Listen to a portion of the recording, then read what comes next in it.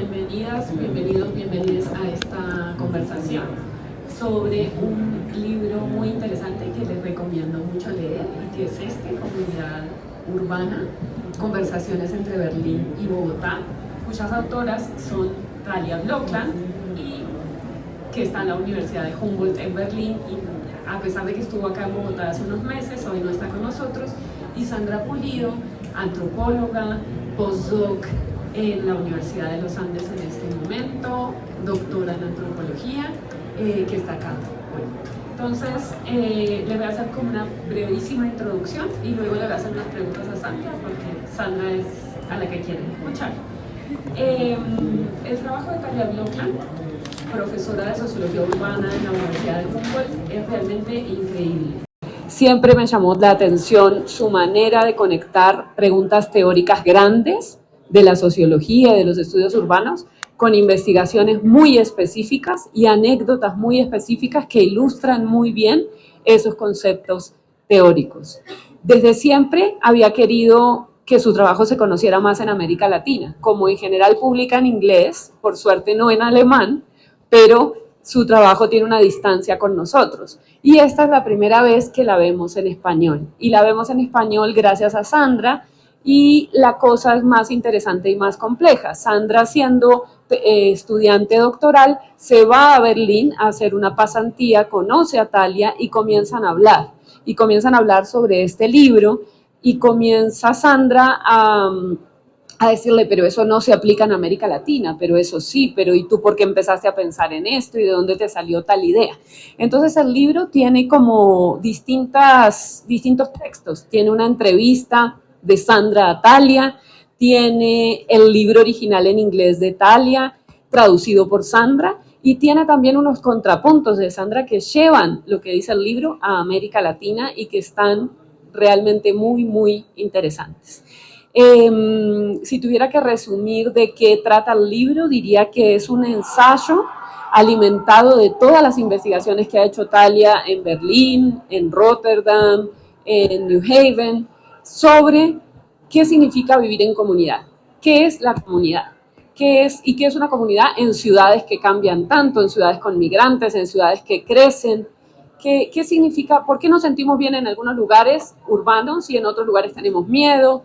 Y ella le presta mucha atención a los encuentros espontáneos, que ella llama encuentros fluidos, que tenemos a veces repetidamente con el panadero una y otra vez, o con, no sé, el vecino que nos saluda en la esquina, o con la persona de la calle a la que le damos una moneda cada vez que pasamos. Y a veces realmente espontáneos, esa persona con la que estoy sentada esperando, no sé, una atención médica y de pronto me pasa una información que era clave para mí. Me dice dónde tengo que ir para acelerar que me den el medicamento, ¿sí? Entonces, cómo ese conjunto de lazos fluidos van generando que yo me sienta bien y parte de un lugar. ¿Sí? ¿Resumí? Bueno, entonces tengo algunas preguntas para Sandra y saludamos desde acá a Thalia, una amiga, una profe que las dos queremos mucho. Ojalá pudiera estar acá otra vez, seguro volverá. Entonces, la primera pregunta que tengo para Sandra es que esto no es una traducción literal, es mucho más que una traducción literal. Entonces, ¿cómo fue ese proceso ¿por qué no fue una traducción literal? Listo. Antes que empezar, quiero agradecer a... esto suena mucho así. A Ediciones Uniandes por este espacio de divulgación, son innecesarios. Salimos de la universidad para mostrar otro tipo de... mostrar el conocimiento. También a ustedes por estar aquí y obviamente a María José, que también ha sido una inspiración en toda mi carrera académica. Gracias por estar y conversar. ¿Cómo fue el proceso? ¿Respuesta grande, chiquita o larga? Chiquita, porque tengo varias. Bueno, el proceso de traducción, digamos, ha acompañado todo este tiempo a los antropólogos desde sus inicios, digamos, desde Malinowski, Clifford Geertz hasta la actualidad. Es un ejercicio que se ha hecho constantemente. Hay una autora que me encanta que se llama Ángela Giglia, que trabaja sobre ciudades y dice, le interesa comprender cómo son esos significados, sentidos que viven las personas en la ciudad. Y el antropólogo trata de vislumbrar y comprender, traducir esos significados de esas personas, traducirlas y comprenderlas y traerlas en diálogo. Este libro es un poco eso. ¿Cómo nació este libro? La respuesta corta viene siendo, fue un milagro, para mí, entendiendo milagro como una sorpresa, un evento excepcional del cruce de dos trayectorias. Una, Talia es una de las personas que más admiro e inspiran. Yo la conocí leyendo, estaba haciendo el doctorado y recuerdo que a uno le da le vienen los fantasmas muchísimo y tenía el síndrome de la impostora, pasa, y recuerdo que porque yo estudié psicología, trataba de entender primero cómo uno se aproxima desde la antropología y después de estudios urbanos, y empecé a leer a Talia. Y Talia para mí fue como una luz de entender y decir, uy, yo quiero escribir como ella, toda chiquita. Traté de una pasantía, no pasé, pero después de que hice el postdoctorado, apliqué a una beca postdoctoral y la universidad y la fundación de Urban Studies Foundation me apoyó, y gracias a que María José, que ella fue ven todo esto, que es como esta de redes académicas, María José fue mi evaluadora de la tesis doctoral, me hizo como el puente para que yo conociera a Talia, y ahí apliqué a esa beca postdoctoral, me la gané y me encontré con Talia. Perdón, pero es que ya a mí me gusta narrar mucho. Pero esto más la gente le gusta más.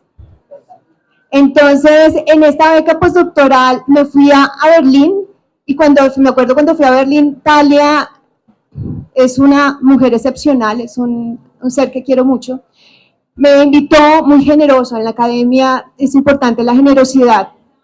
Me invitó a una clase, la clase era caminando y atravesando Berlín, estaba en un invierno tenaz, a veces pasaba del alemán al inglés, yo no sé nada de alemán, inglés más o menos, pero recuerdo que lo interesante de esos trayectos que hice con Talia es que me mostraba cómo ella conceptualizaba en un parque. Se hacía una serie de preguntas y a partir de esa serie de preguntas reflexionaba, y yo recordaba y una vez integraba con artículos que había leído. Entonces fue como súper emocionante esa parte. Talia viene a Bogotá, yo hice esa pasantía más o menos como en el 2021 al 22, en la transición del coronavirus. Llegó el 2022, vuelvo a Colombia, y Talia hace una presentación aquí en Colombia, es una invitada importante en Azure, y nos volvimos a encontrar y volvimos a tener recorridos y trayectorias. Yo le mostré una parte de Bogotá, recorrimos el centro, después fuimos a Ciudad Bolívar y después fuimos a donde yo hice mi tesis doctoral, y ahí Talia entendió mis preguntas y mis reflexiones. Ahí fue como ese espacio. Cuando bajamos, una de las mujeres líderes del lugar, el día nos mostró el sitio y nos decía, mira, aquí somos todos unidos, somos una historia, son 5 barrios, y hablaba un poco de la comunidad. A Talia le resonó mucho eso, y cuando bajábamos ella me decía, mira, Sandra, la gente sigue hablando de comunidad, y me invitó esa vez, me dijo, ¿por qué no haces la traducción del libro? Obviamente siempre le dije, no, ella me lo propuso varias veces, me dijo, mira, la Universidad de Berlín te va a pagar, realmente es una oportunidad. Yo obviamente en ese momento le dije, no, yo no soy lingüista, no soy bilingüe, pero el punto aquí que es, ¿qué me motivó a hacer este libro?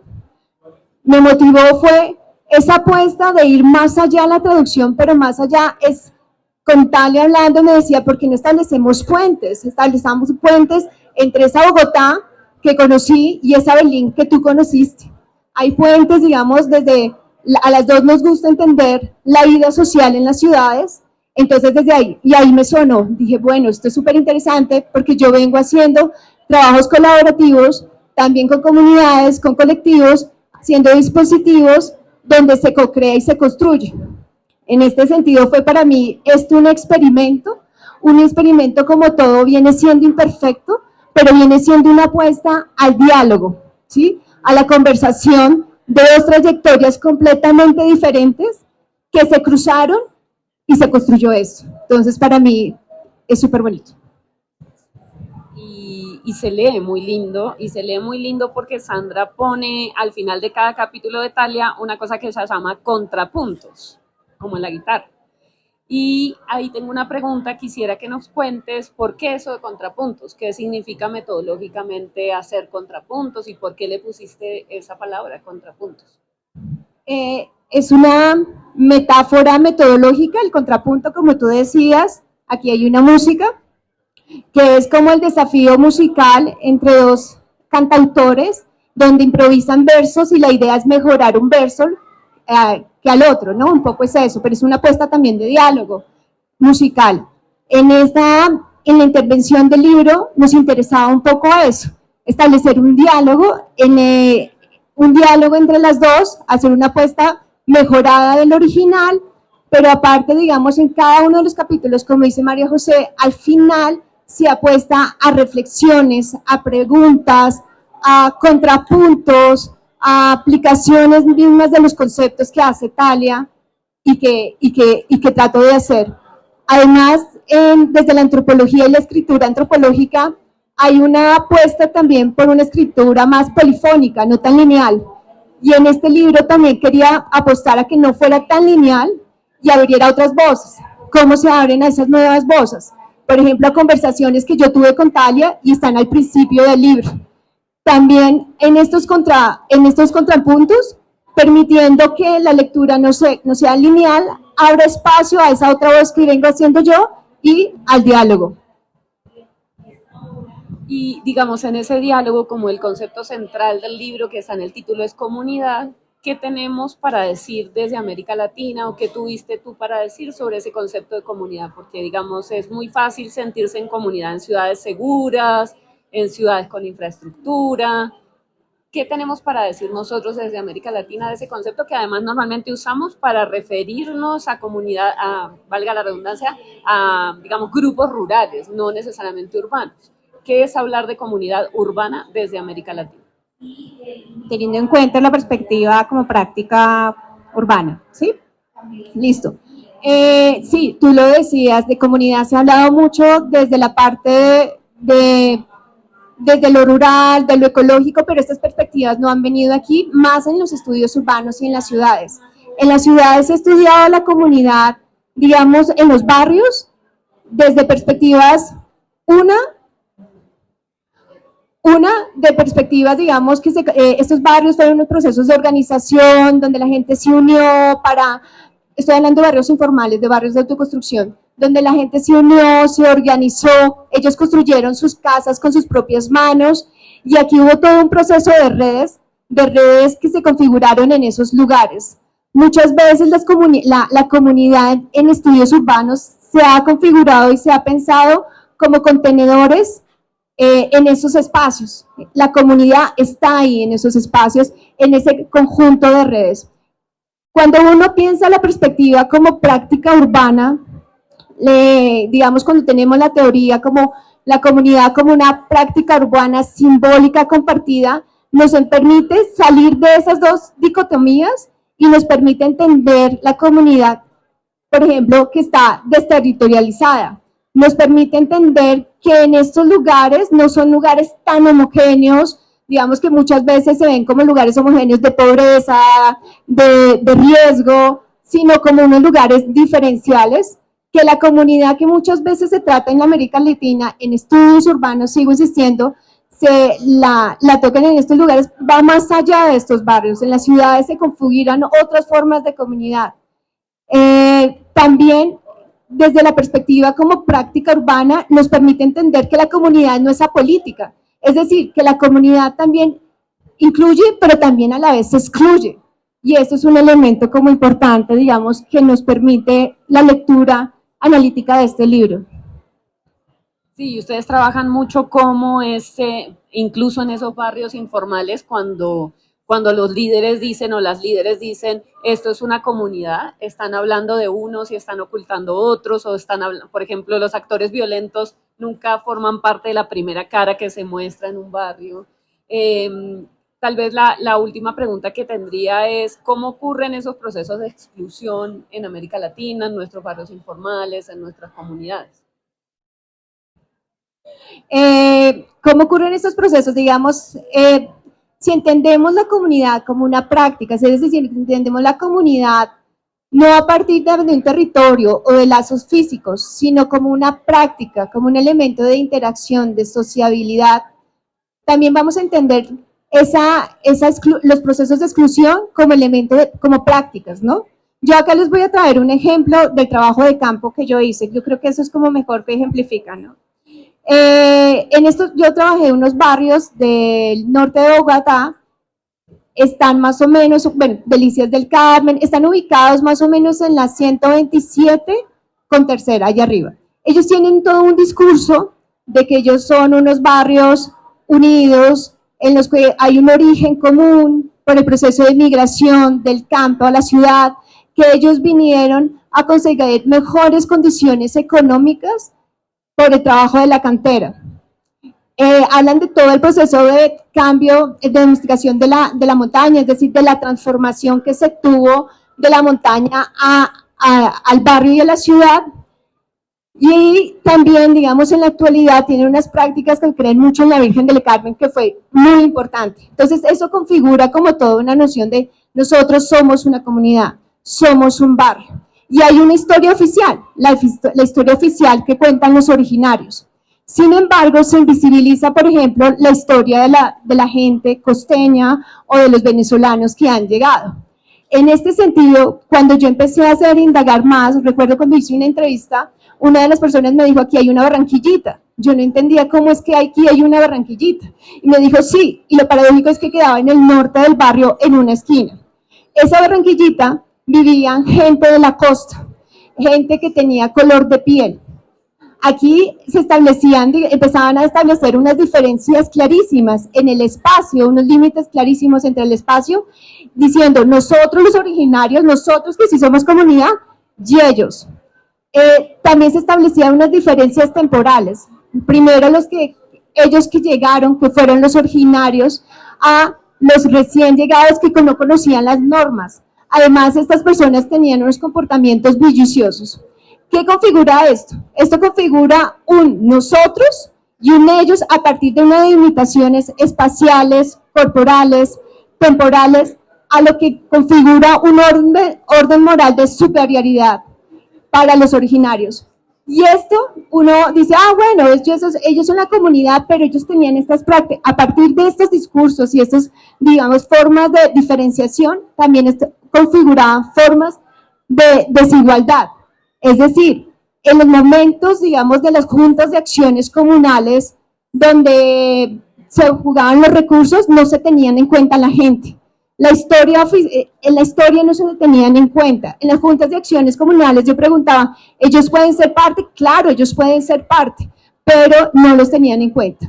Entonces aquí todas estas prácticas que se estaban dando, que se configuraban como límites, y estos límites configuraban nosotros y ellos excluían y configuraban unas desigualdades muy fuertes que reproducen la desigualdad estructural que hay en Colombia. Incluso ellos decían, pues es que ellos sí son pobres, nosotros no somos pobres, reproduciendo toda esa concepción de la cultura de la pobreza, que uno nace y nace pobre. Y desde ahí, desde abajo, desde estas prácticas de exclusión, se reproduce todas estas desigualdades sociales que uno puede ver.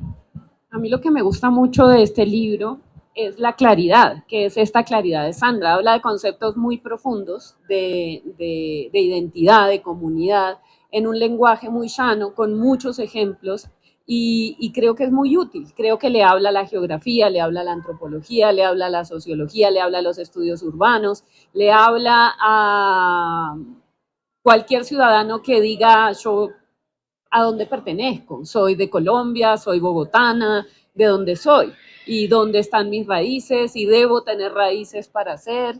Creo que lo que me gusta más del libro es esta claridad que Sandra, que la ven en la presentación de Sandra, así está escrito, y creo que es una invitación a leer teoría social, teoría sociológica, teoría antropológica, teoría geográfica, desde un lugar que no tiene que ser rimbombante, con palabras difíciles, sino que habla de conceptos muy complejos de un modo muy fino y a la vez muy claro, muy llano.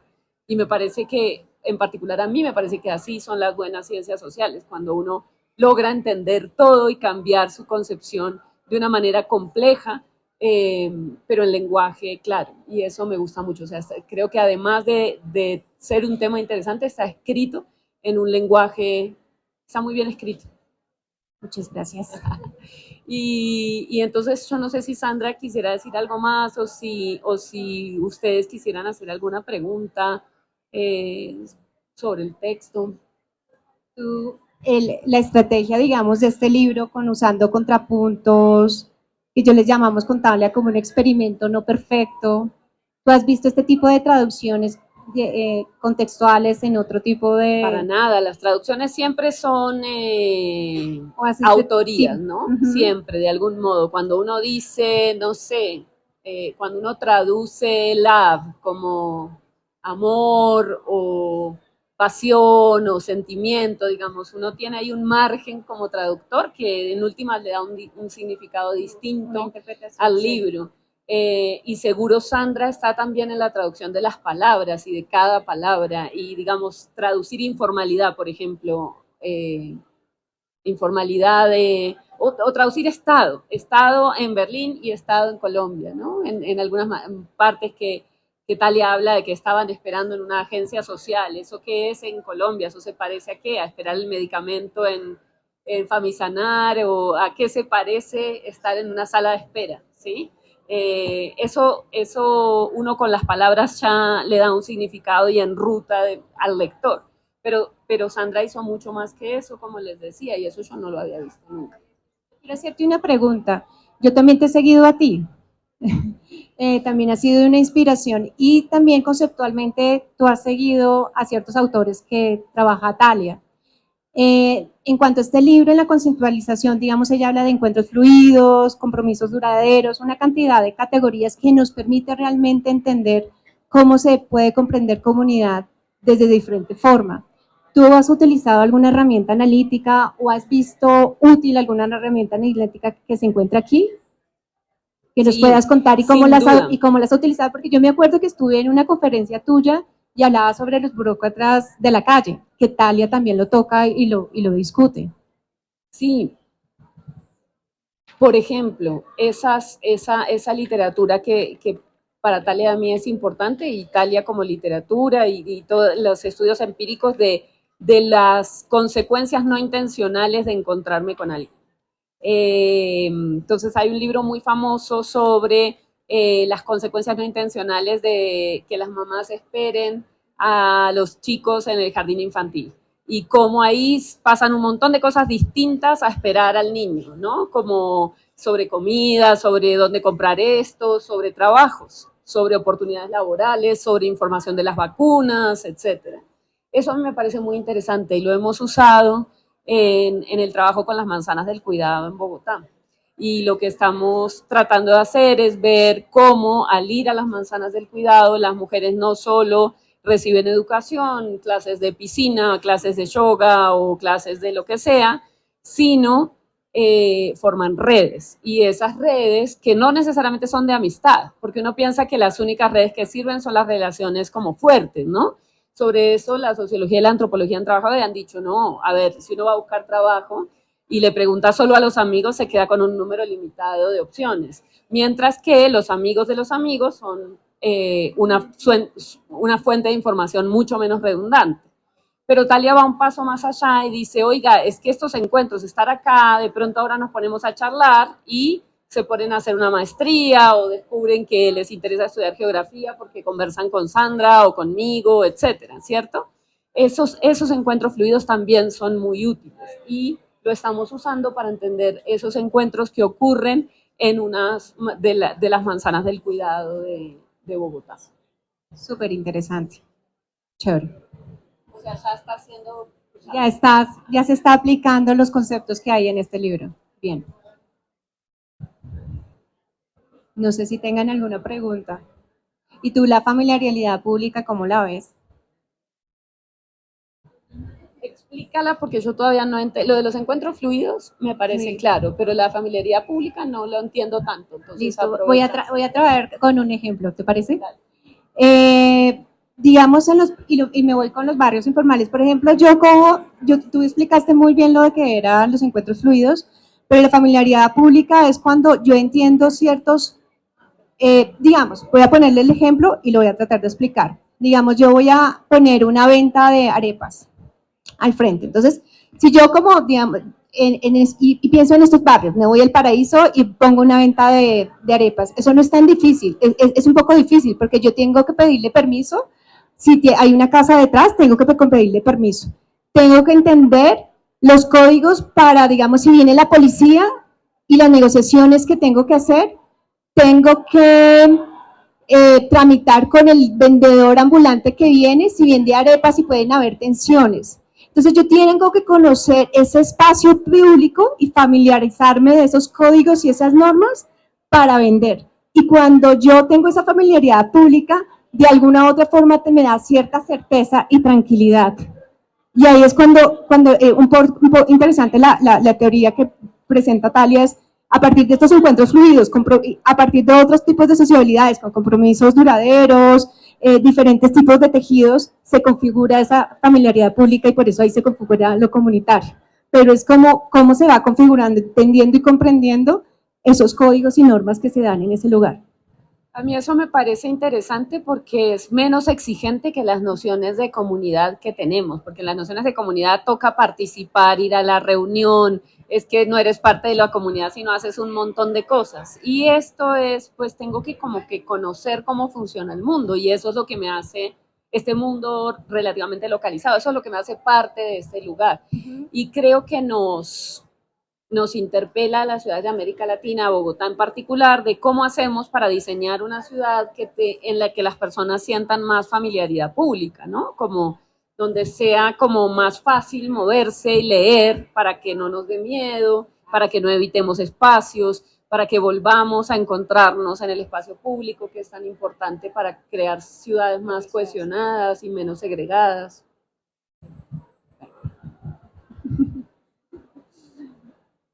No sé si tengan preguntas.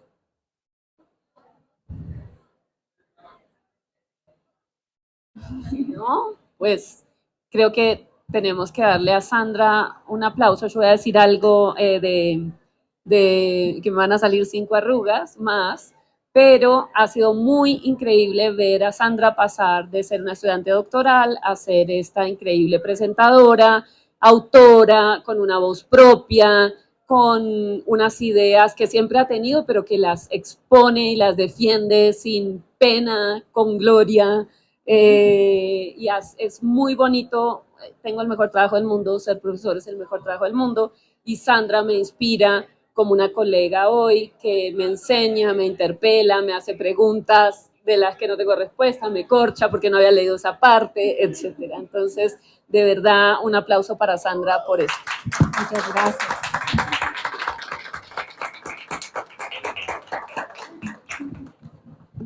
Muchas gracias. Muchas gracias. Disfruten la feria.